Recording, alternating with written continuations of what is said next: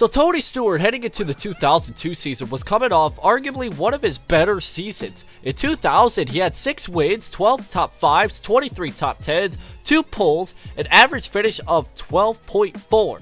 However, in 2001, he had 3 wins, 15 top 5s, 21 top 10s, 2 poles, and an average finish of 12.6, and would finish second in the standings, just behind Jeff Gordon.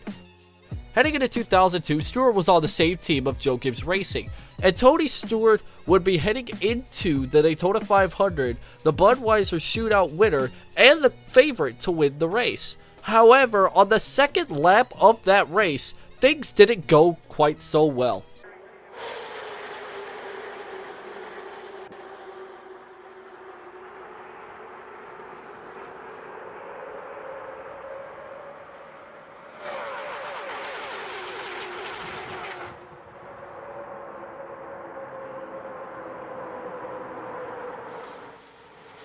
Tony Stewart is off the pace, the winner of the Bud Shootout.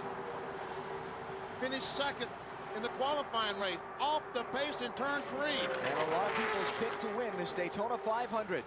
It's only lasted 2 laps for him. And you can hear the motors off right there. There's no running of that engine. How about it, Matt? Benny, Greg Zipadelli asked Tony on the radio, is it the motor? Is it the motor? He says, yep, it broke. Wow. So on the second lap of the Daytona 500, Tony Stewart, the Budweiser Shootout winner and the favorite heading into the race, blew his engine, finishing in abysmal 43rd place. After that, everybody thought that it was just a fluke. That was just a bad finish. And he showed that, because at Rockingham, he finished 4th. Las Vegas, the next race, he finished 5th. And at Atlanta, he got his first win of the season, leading 143 laps. Junior, maybe just a little bit quicker. Tony Stewart trying to score the 6th win in the last dozen races here for Joe Gibbs Racing.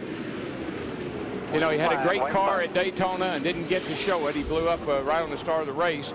Dominated down in Las Vegas, and here he sits looking like he's going to win this race today. Although I got to tell you, I wouldn't. Dale Jr. is going to dive that thing to the bottom down here with maybe 1 or 2 to go and see if he can't close that gap. This is it, final lap. Turn 4, Stewart the high line. Junior, the low line is coming. Here he comes. He cuts the gap in half, but Tony Stewart scores his first super speedway win in over a year. Pretty dominant little performance there, Larry. Stewart then on would go to have 2 not so great races. At Darlington, he would end up crashing on the 224th lap of the race, finishing in abysmal 36th place, basically where he started. And at Bristol Motor Speedway, he wouldn't finish that well either. He started in 13th place and ran the all 500 laps, but finished 15th.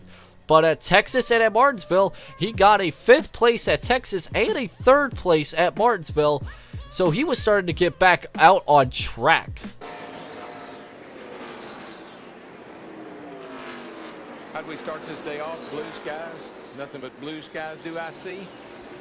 White flag, Mike. Tony Stewart has only started 7 races at Richmond International Speedway, and he's about to go to victory lane for the 3rd time here. He won at Atlanta. And if he rounds turns 3 and 4, he'll score his 2nd victory of 2002. Tony Stewart's Home Depot Pontiac wins the Pontiac Excitement 400. Brad Newman 2nd, Jeff Gordon. Stewart would basically be kind of inconsistent for the majority of 2002. If he was finishing in the top 10 one week, he was basically wrecking or finishing outside the top 10 the next week. He got a 6th place at Charlotte Motor Speedway in the 12th race of the season, then finished 11th at Dover, then finished Pocono in 7th place, and then wound up finishing 16th at Michigan the next. And then in the next week on the road course, Valley of Sonoma, he finished at a 2nd place, and then Daytona got involved in a wreck late in the race and finishes 39th. Chicagoland, he finishes at a 3rd place spot, and then Loudon, he wrecks again and gets a 39th place spot. So you can definitely tell he was very, very inconsistent for the longest time heading into, you know, like the second half of the season. And many people, for the most part, thought that this 20 machine was not going to win the championship. I mean, Jeff Gordon was also running very well as well. I mean, heading out of the second Daytona race, Sterling Marlin was leading the points, and Tony Stewart was sitting 212 points back in 7th position. Sterling Marlin, Mark Martin, Jimmy Johnson, those three were the most dominant drivers on the first half of the season. But by the second half of the season, Tony Stewart would change everything and actually start becoming more and more consistent. By the 22nd race of Watkins Glen, he would win his third and final race of the 2002 season. And then the next week at Michigan, he followed that up with a second place, starting in 24th position. Stewart faded to a 12th place finish, but still made headlines after the race with his physical confrontation with a local photographer. Apologies and fines would soon follow. But it was a moment that would haunt Stewart for the remainder.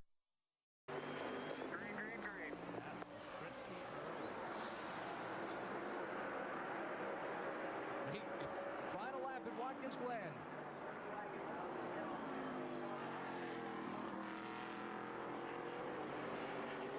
P.J. Jones not able to get a run on Robbie Gordon. Looked like he had a brief look on him.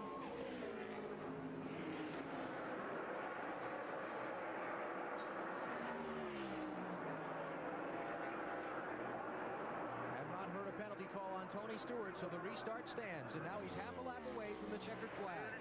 Oh, no. One off in the dust in turn one. He drove out of it, though. That was Ricky Craven. What a week it's been for Tony Stewart. Spent much of this week in turmoil. After the incident after Indianapolis last Sunday, thought he might lose his job in this car. The fine from NASCAR, the fine from his sponsor. He has agreed to undergo anger management counseling, trying to overcome the temper problems that have dogged him throughout his career. Today, he's funneled that anger into a powerful drive. As he comes to the final corner, Tony Stewart is going to win at Watkins Glen, his third win of the season, and his first win at this historic road course. Stewart's your victor. Nobody run out of gas. Ryan Newman with a great drive for second. Robbie Gordon, P.J. Jones, Ricky Rudd fill out the top five. Stewart would then on have a couple of bad races. Bristol finishing 24th, Richmond finishing at 30th, and other than that, he's only had 2 other races where he finished outside the top 10, but still finished in the top 20. From the 27th race, which was at New Hampshire International Speedway, all the way down to the second Charlotte race of the season, Stewart would rack up consistent top 10s, if not top 5s. He got a 3rd place at New Hampshire, 5th place at Dover, 8th place at Kansas, 2nd place at Talladega, and 3rd place at Charlotte.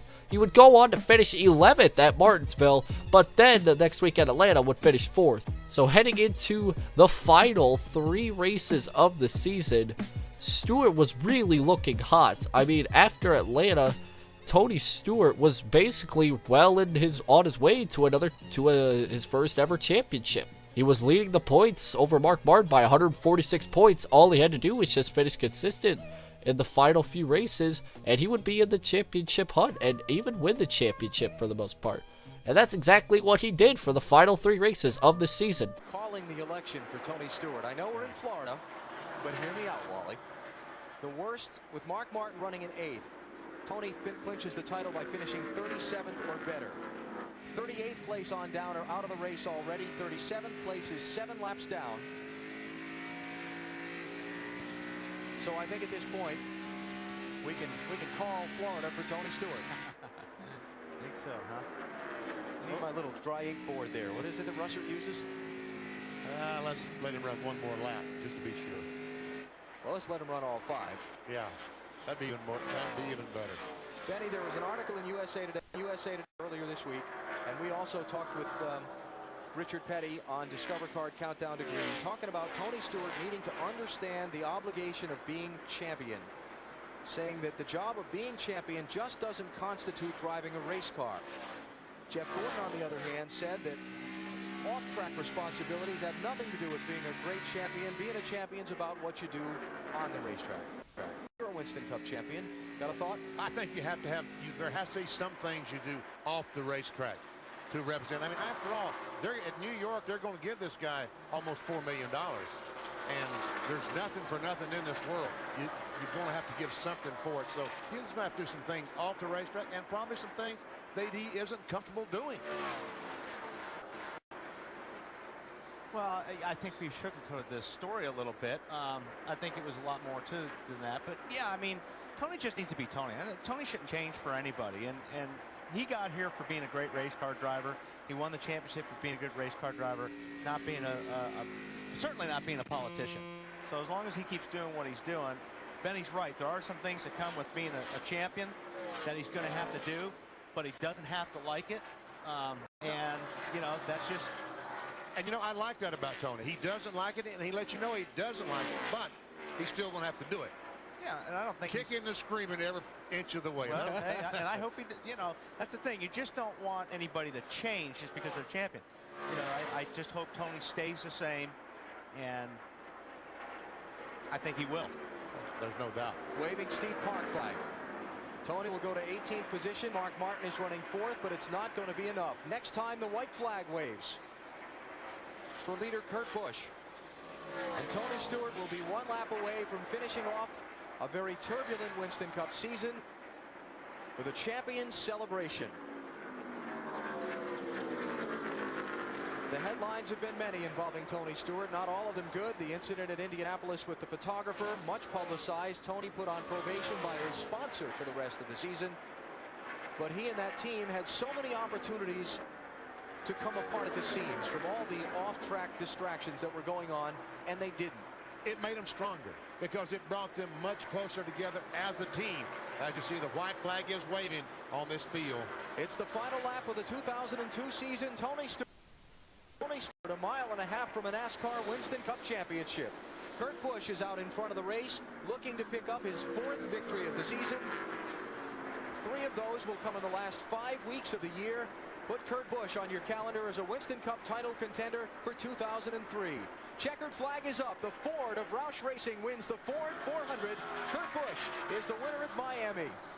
2nd for Nemechek, 3rd for Jeff Burton. Mark Martin's title bid will be a strong one today. He'll finish 4th.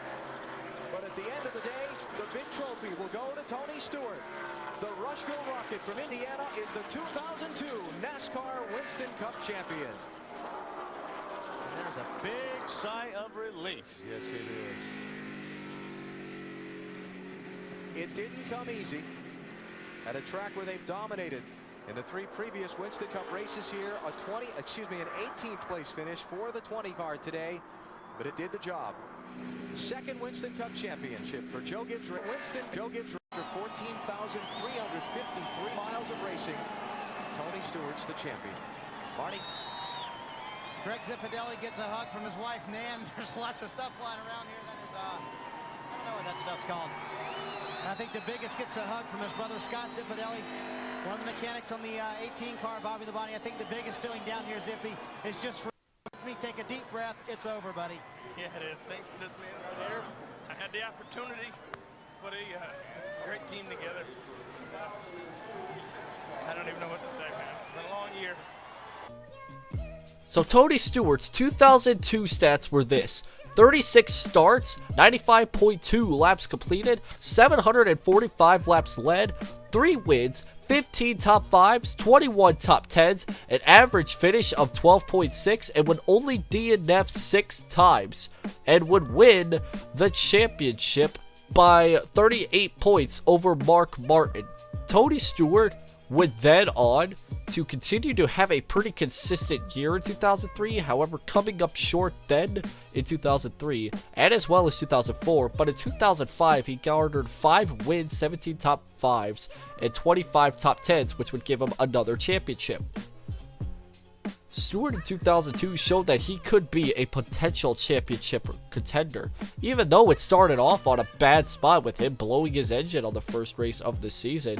He would then go on to become a pretty dominant driver in the second half of the season, and without a doubt, Tony Stewart's 2002 season is one of my favorite seasons as a Tony Stewart fan. And once again, guys, that'll wrap it up for this video. Thank y'all so much for watching. This is Taylor Frey from the Fastlane Racing Station. Catch you next time.